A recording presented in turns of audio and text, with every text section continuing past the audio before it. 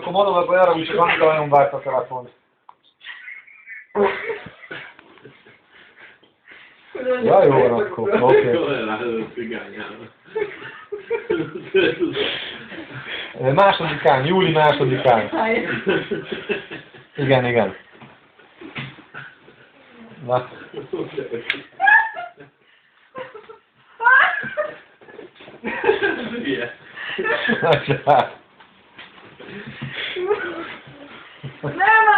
Nem olyan két picit át. Megírja ki az áig, bazdmeg! Az olyan, hogy én megnézném, csak elrögném magam.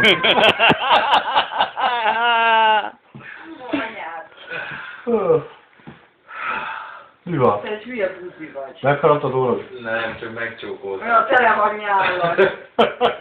Kicsit sós volt a balos luk. Kiszívta az órát?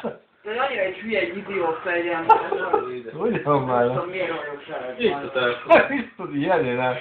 Olyan kis aranyosak voltatok. Én már mondtam Viktornak, gyerünk innen a picsába. Hallottam.